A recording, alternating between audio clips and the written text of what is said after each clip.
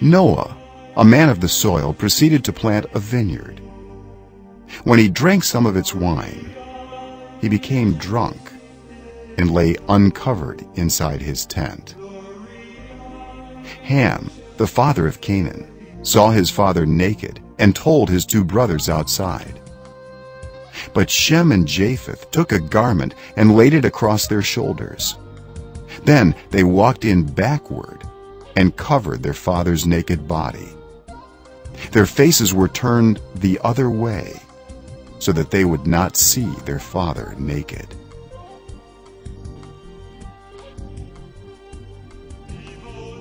When Noah awoke from his wine and found out what his youngest son had done to him, he said, "Cursed be Canaan. The lowest of slaves will he be to his brothers." He also said, "Praise be to the Lord, the God of Shem. May Canaan be the slave of Shem."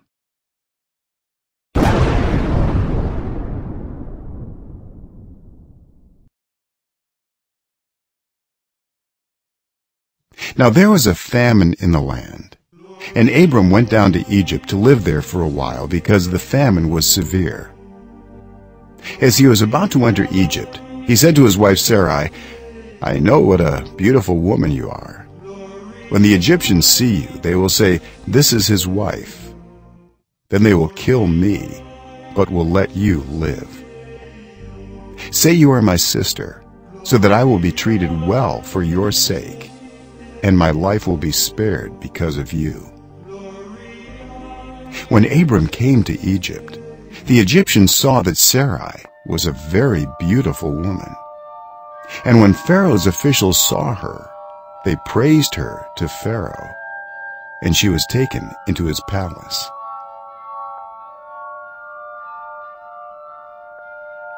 He treated Abram well for her sake, and Abram acquired sheep and cattle, male and female donkeys, male and female servants, and camels.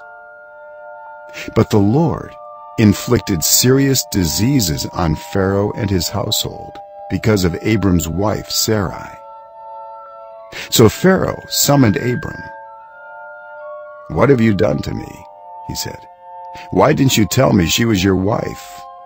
Why did you say she is my sister, so that I took her to be my wife?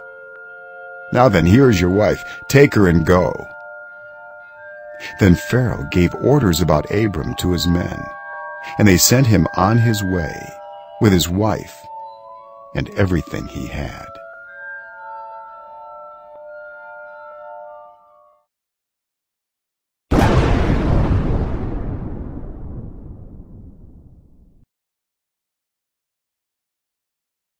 When Tamar was told, "Your father-in-law is on his way to Timnah to shear his sheep," she took off her widow's clothes, covered herself with a veil to disguise herself, and then sat down at the entrance to Enaim, which is on the road to Timnah. For she saw that though Shelah had now grown up, she had not been given to him as his wife. When Judah saw her, he thought she was a prostitute, for she had covered her face. Not realizing that she was his daughter-in-law, he went over to her by the roadside and said, "Come now, let me sleep with you." "And what will you give me to sleep with you?" she asked.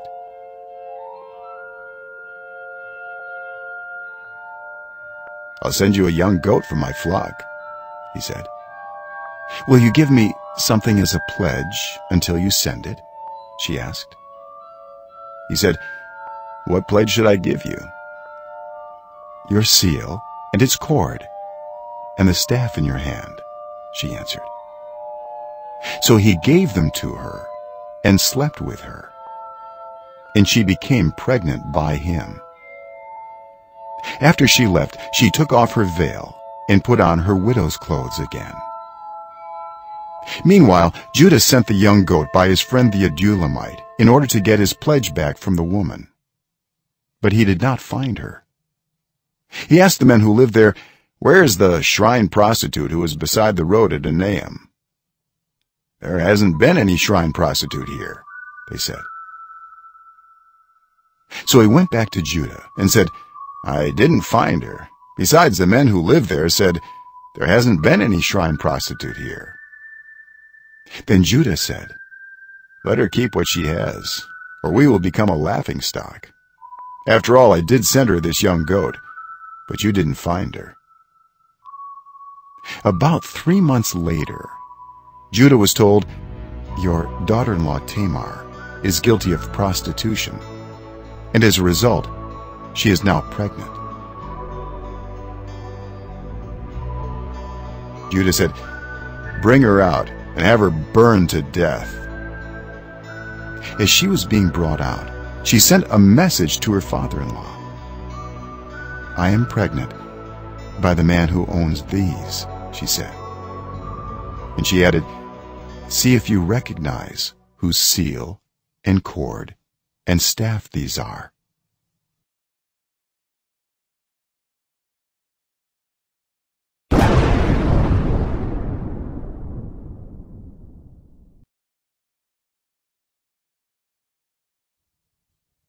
In the spring, at the time when kings go off to war, David sent Joab out with the king's men and the whole Israelite army.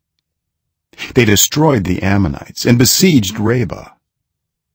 But David remained in Jerusalem. One evening, David got up from his bed and walked around on the roof of the palace. From the roof, he saw a woman bathing. The woman was very beautiful, and David sent someone to find out about her. The man said, "She is Bathsheba, the daughter of Eliam and the wife of Uriah the Hittite." Then David sent messengers to get her. She came to him, and he slept with her. Now she was purifying herself from her monthly uncleanness. Then she went back home. The woman conceived and sent word to David, saying, "I am pregnant."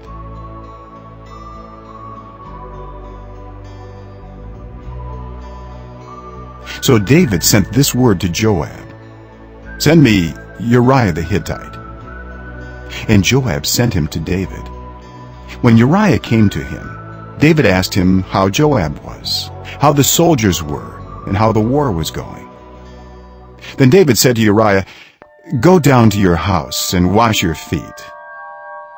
So Uriah left the palace, and a gift from the king was sent after him.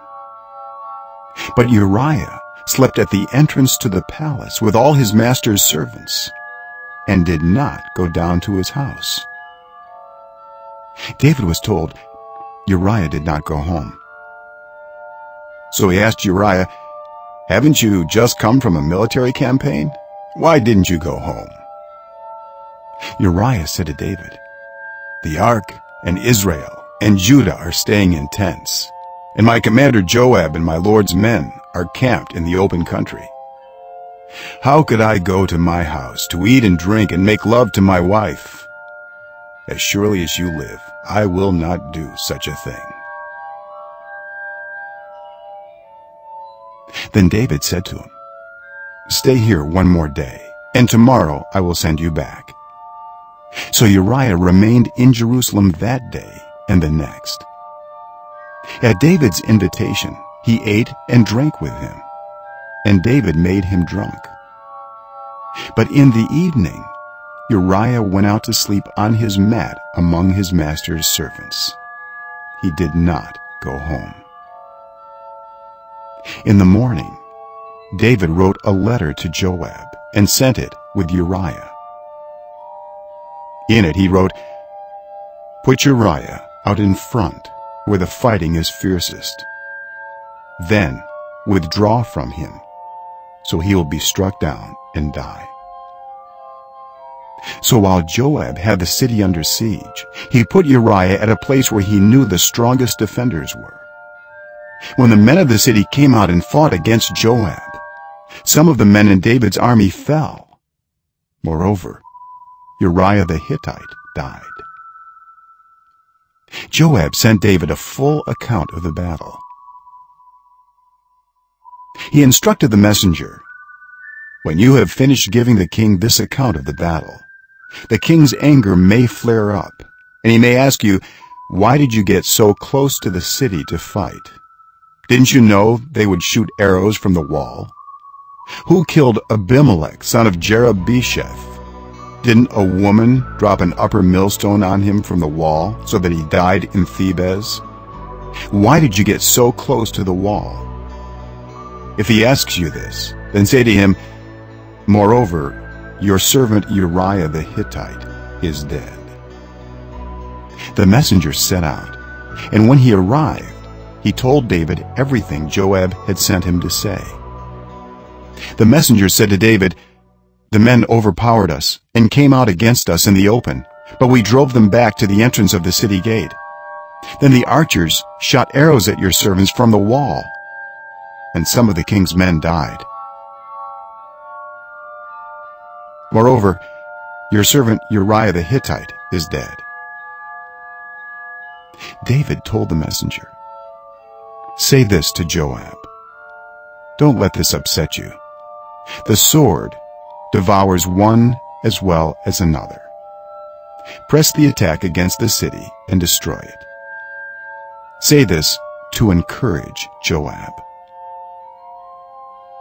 When Uriah's wife heard that her husband was dead, she mourned for him. After the time of mourning was over, David had her brought to his house, and she became his wife, and bore him a son. But the thing David had done displeased the Lord.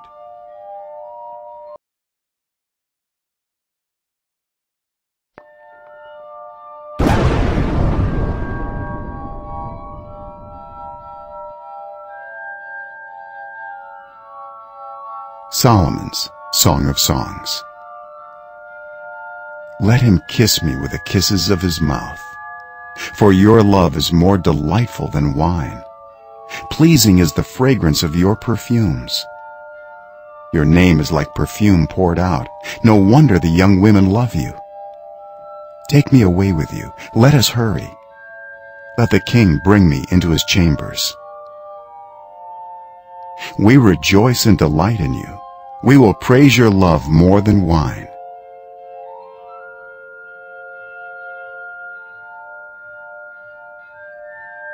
You have stolen my heart, my sister, my bride.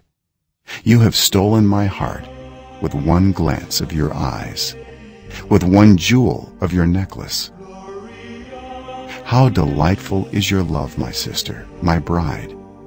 How much more pleasing is your love than wine, and the fragrance of your perfume more than any spice. Your lips drop sweetness as the honeycomb, my bride. Milk and honey are under your tongue. The fragrance of your garments is like the fragrance of Lebanon. You are a garden locked up, my sister, my bride. You are a spring enclosed, a sealed fountain. Your plants are an orchard of pomegranates with choice fruits, with henna and nard and saffron, calamus and cinnamon, with every kind of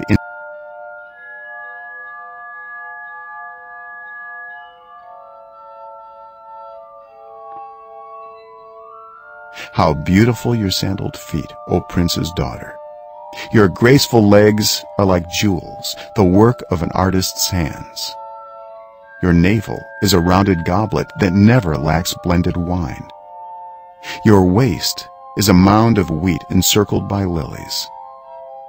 Your breasts are like two fawns, like twin fawns of a gazelle. Your neck is like an ivory tower. Your eyes are the pools of Heshbon, by the gate of Bath Rabbim. Your nose is like the tower of Lebanon, looking toward Damascus.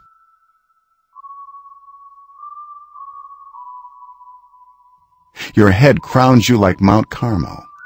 Your hair is like royal tapestry. The king is held captive by its tresses. How beautiful you are, and how pleasing my love with your delights. Your stature is like that of the palm, and your breasts like clusters of fruit. I said, I will climb the palm tree. I will take hold of its fruit. May your breasts be like clusters of grapes on the vine, the fragrance of your breath like apples, and your mouth like the best wine. May the wine go straight to my beloved, flowing gently over lips and teeth.